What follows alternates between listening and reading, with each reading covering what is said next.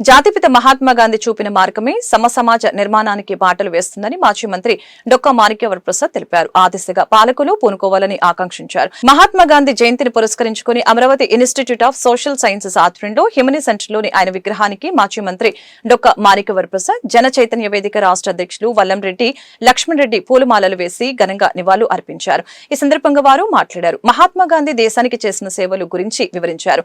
కార్యక్రమంలో కన్నా మాస్టర్, ప్రజా సంఘాల నాయకులు పాల్గొన్నారు. గాంధీ సిద్ధాంతాలని ప్రచారం చేయడం ద్వారానే ఈ దేశంలో ఉన్నటువంటి అసమానతలు, ఈ దేశంలో అనేక సమస్యలు పరిష్కారం అవుతాయని మేము భావిస్తూ ఉన్నాం. అదేవిధంగా మత సామరస్యం అనేది చాలా కీలకమైన అంశం. మత సామరస్యం ముఖ్యంగా దళితులకు న్యాయం జరగాలి, దళిత ప్రజానీకానికి న్యాయం జరగాలి, మహిళలకు న్యాయం జరగాలి.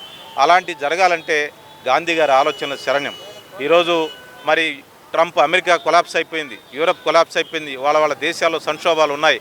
ఇప్పుడు మనం ఇంతకాలం అమెరికాని ఫాలో అవుతూ స్వదేశీని మర్చిపోయాం. మరి గుడ్డులో మెల్ల ప్రధానమంత్రి గారు స్వదేశీ అంటున్నాడు. స్వదేశీ అనేది మరి చేతులు గాలిన తర్వాత ఆకులు పట్టుకునే విధానంగా తయారైంది. ఇప్పటికైనా ప్రధానమంత్రి గారు, రాష్ట్ర ప్రభుత్వం, కేంద్ర ప్రభుత్వాలు స్వదేశీ నినాదాన్ని, మ్యానుఫ్యాక్చరింగ్ని అత్యంత వేగంగా అమలు జరపాల్సిన అవసరం ఉంది. ఈ నినాదం, స్వదేశీ నినాదాన్ని గాంధీ 1905లో 1915లో దేశంలో స్వదేశీ నినాదాన్ని పెట్టి అనేక సార్లు ఉద్యమాలు చేశాడు. ఆయన బ్రిటిష్ వారికి వ్యతిరేకంగా పనిచేశారు. స్వదేశీ నినాదాన్ని తీసుకొచ్చింది మొట్టమొదటిసారి ఆయనే. ఇప్పుడు ఆయన నినాదాన్ని తీసుకెళ్లాల్సిన అవసరం చాలా అవసరం ఉంది.